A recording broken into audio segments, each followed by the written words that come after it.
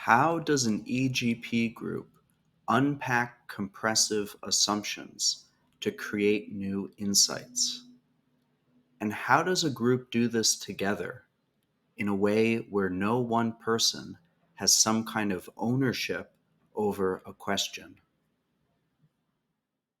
I'm hearing you asking, how does the coupling work or how does it show up?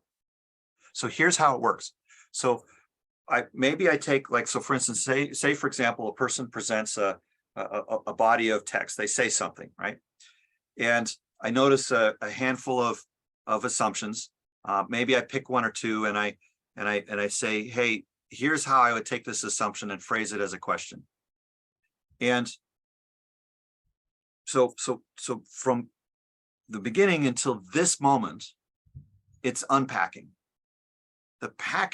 The compression part is what happens in the very next instant in time, because there's now a dialogue process going on between me and the participant.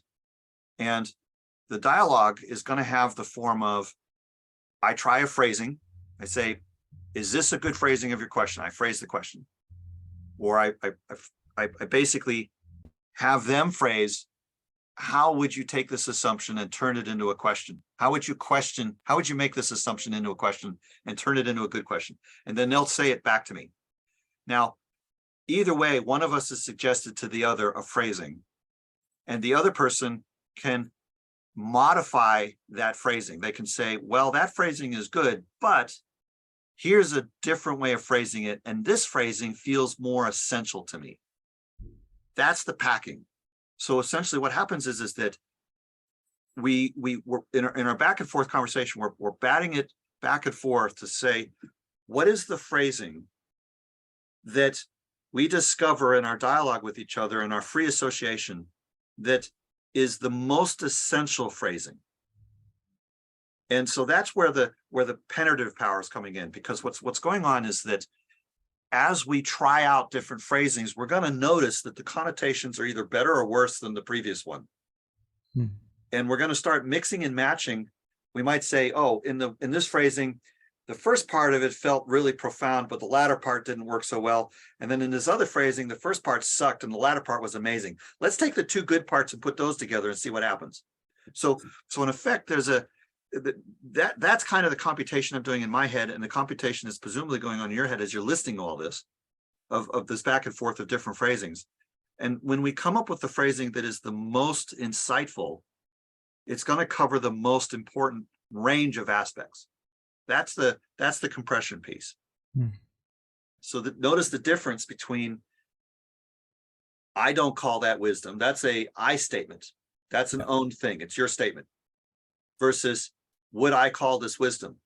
That's now a question, but it's a personal question. Would anybody call this wisdom? Now it's a general question. Who owns that question? The general one?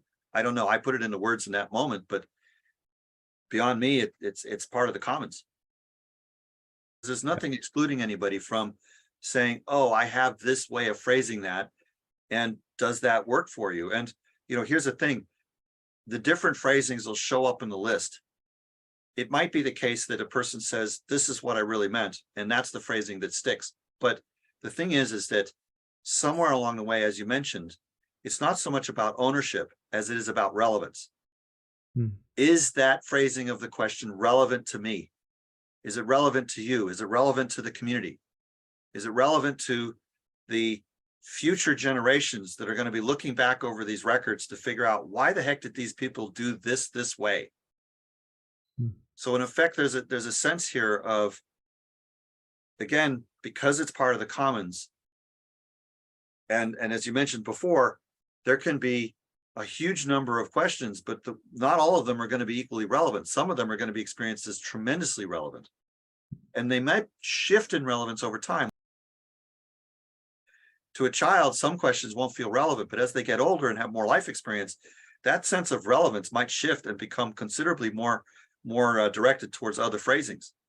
So in effect, it's not so much the case that we're trying to just do unpacking or just do compression, but that we're trying to do a good mix of both from enough different points of view and enough walks of life that in effect we surface the map, we surface the The map is the navigational framework that the questions themselves provide. Mm. It's the territory is all the possible answers to the questions, but the map, the navigational tool, is the questions that led us to the territory. So it's more than a little bit metaphorical. It's like actually the case that the questions are the ways in which we find our way through the conversation.